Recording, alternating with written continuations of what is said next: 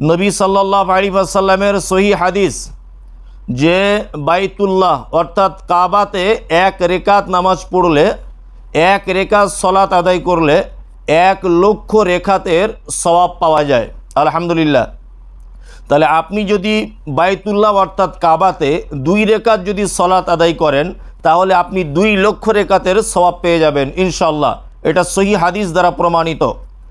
আর মসজিদে নববীতে আপনি যদি সলাত আদায় করেন 1 রেকাত, তাহলে অনেক মুআল্লিম ভাইরা বলছেন এখানে যারা উমরাতে আনছেন যে মসজিদে নববীতে 1 রেকাত সলাত আদায় করলে 50,000 রেকাতের নেকি হবে।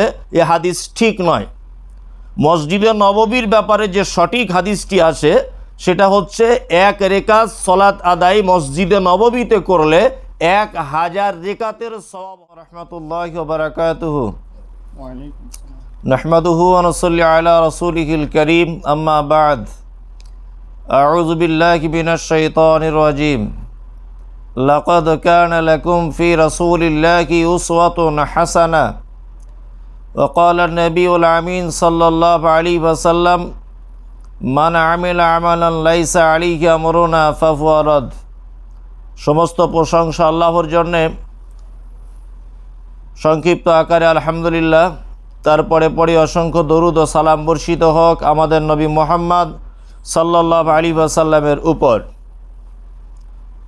আলহামদুলিল্লাহ, আজকে আমরা এই সংক্ষিপ্ত আলোচনা মসজিদে নববীর অর্থাৎ মদিনা মসজিদের নববীর পার্শ্ববর্তী একটি হোটেলের ভিতরে আমরা কিছু উপদেশমূলক কথা আপনাদের সামনে তুলে ধরার চেষ্টা করছি, যেগুলি অনেক হাজি এবং ওমরাকারীদের জন্যে খুব উপকারে আসবে বলে আমি মনে করছি ইনশাআল্লাহ।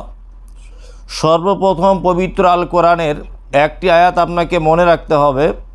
আল্লাহ সুবহানাহু ওয়া তাআলা বলছেন, লাকাদ কানা লাকুম ফি রাসূলিল্লাহি উসওয়াতুন হাসানাহ।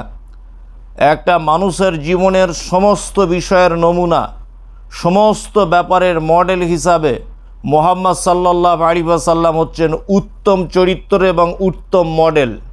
এটা আমাদেরকে মাথায় রাখতে হবে। দ্বিতীয় কথা, নবীজি মুহাম্মদ সাল্লাল্লাহু আলাইহি ওয়াসাল্লাম বলেছেন, মান আমিলা আমালান লাইসা আলাইহি আমরুনা ফাহুয়া রাদ। একটা মানুষ যদি আমল করে, সেই আমলের যদি আমার হুকুম যদি না থাকে বা আমার আদেশ যদি না থাকে তাহলে সেই আমলটা বাতিল। যাই হোক, আমরা হজ এবং উমরা পালনকারীরা এটা বড় একটি ইবাদত।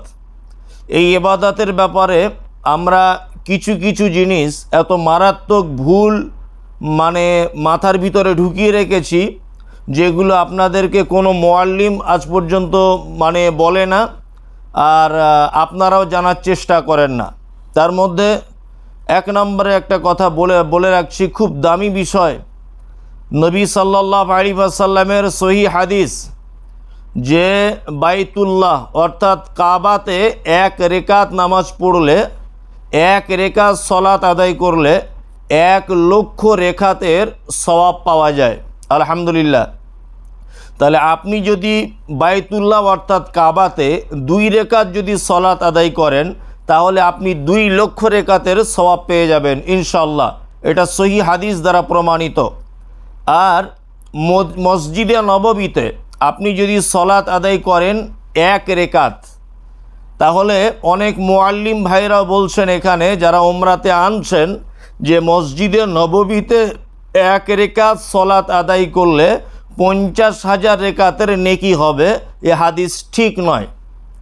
মসজিদে নববীর ব্যাপারে যে সঠিক হাদিসটি আছে সেটা হচ্ছে 1 রেকাত সলাত আদায় মসজিদে নববীতে করলে 1000 রেকাতের সওয়াব হবে ইনশাআল্লাহ। এ হাদিস সহি।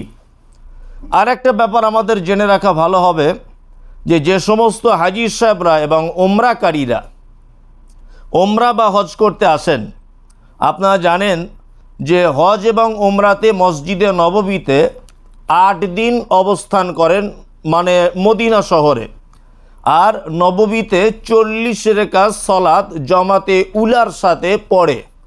এ মর্মে একটি হাদিস আছে, যে কোনো মানুষ যদি জমাতে উলার সাথে অর্থাৎ তকবীর থেকে সালাম ফিরানো পর্যন্ত কোনো মানুষ যদি এই তকবীরে উলার সঙ্গে 40 রেকাত যদি সলাত আদায় করে, তাহলে ওই ব্যক্তি দুটো জিনিস থেকে বেঁচে থাকবে।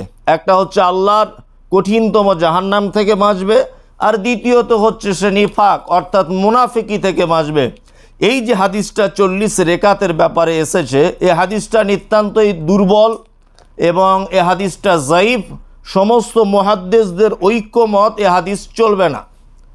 এর এগেনস্টে একটা সহিহ হাদিস আছে, ইমাম তিরমিজি সুনানে তিরমিজিতে হাদিসটা নিয়ে এসেছেন যে কোনো মানুষ যদি 40 দিন জমাতের সাথে জমাতে উলার সাথে যদি সলাত আদায় করে, তা আল্লাহ সুবহানাহু ওয়া তাআলা ওই ব্যক্তিকে দুটি জিনিস থেকে হেফাজত করবেন, এক জাহান্নাম, দুই নিফাক অর্থাৎ মুনাফিকি থেকে।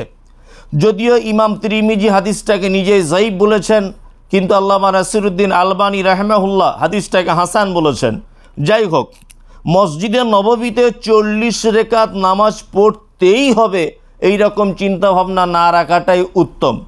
কিছু বেদাতি অর্থাৎ কিছু মাযহাবী মানুষেরা তারা নববীতে 40 রেকাত সলাত অর্থাৎ নামাজটাকে এত গুরুত্ব দিচ্ছে যে মক্কাতে বেশি দিন থাকতে চাইছে না। মদিনাতে নবীজির কবর আছে, এখানে আল্লাহর নবী এখানে শুয়ে আছেন, এই জায়গাটায় বেশিক্ষণ আমাকে টাইম কাটাতে হবে, এই জায়গাটায় যত নেকি, এই জায়গাটায় যত মানে বড় বড় মানে ফজিলাত সব এখানেই আছে, এটাকে হাজি সাহেবরা মনে করছে, অথচ এটা ভুল। আসলে ব্যাপার হচ্ছে হজের রুকুনের ভিতরে মদিনা নেই। হজের যে রুকুন, হজের যে পদ্ধতি, এই পদ্ধতিতে মদিনা নেই। এবারে মদিনাতে আমরা আসি কেন? অবশ্যই নববী একটা ভালো জায়গা, এখানে সলাত আদায় করলে আপনার মনের দিক দিয়ে তৃপ্তি হবে। এই মসজিদ আল্লাহর নবীর মসজিদ, আল্লাহর নবী তিনি বলেছেন এটা আমার মসজিদ। এর পাশে আছে আপনার মসজিদে গামামা, তার পাশে আছে মসজিদে কুবা, তার পাশে আছে কিবলাতাইন, তারও পাশে আছে সাবা মসজিদ, এরকম বিভিন্ন জায়গা, সোনার মদিনা। এখানে এলে আপনার আত্মায় তৃপ্তি হবে, কিন্তু এটা নয় যে মসজিদে নববীতে বাইতুল্লাহর থেকে বেশি নেকি হবে, এই ধারণা ভুল। 40 রেকাত নামাজ পড়তেই হবে নববীতে, এ ধারণা একেবারেই ভুল। দ্বিতীয় পর্যায়ের আর একটা বিষয়ে কথা বলে রাখছি, যেগুলো বলাটা অত্যন্ত জরুরি বলে আমি মনে করছি। সেটা হচ্ছে মসজিদে নববীর ভিতরে বিভিন্ন ট্যাঙ্কির ভিতরে দেখছি জমজমের পানি রাখা আছে। অনেক মানুষের এটা ধারণা যে জমজমের পানি দাঁড়িয়ে পশ্চিম দিকে মুখ করে পান করতে হয়। অসংখ্য মানুষ কিন্তু এটা করছে, আমি এখানে এসে যেটা দেখলাম নিজে চোখে, অসংখ্য মানুষ জমজমের পানি পশ্চিম দিকে মুখ করে দাঁড়িয়ে পান করছে। এটা একেবারেই ভুল, এটা একেবারেই ভুল। এবং এই ব্যাপারে একটা হাদিস যেটা আছে যে নবী মুহাম্মদ সাল্লাল্লাহু আলাইহি ওয়াসাল্লাম জমজমের পানি দাঁড়িয়ে পান করেছিলেন, এই ব্যাপারগুলোকে নিয়ে মানুষ দাঁড়িয়ে পানি পান করছেন, এগুলো সবটাই ভুল। ওই জন্য তবে হ্যাঁ, হাদিসে জমজমের পানির ব্যাপারে বলা হয়েছে এটা একটা বরকতপূর্ণ পানি, যা মানুষের পিপাসার কাজে লাগে এবং অনেক অসুখ থেকে মানুষের রেহাই পায়। এবং এটাও হাদিসে আছে সহিভাবে বর্ণনা যে মানুষ যে আশাতে বা যে নিয়ত করে এটা পান করবে, অবশ্যই সে সেই নিয়তে শিফা পাবে ইনশাআল্লাহ।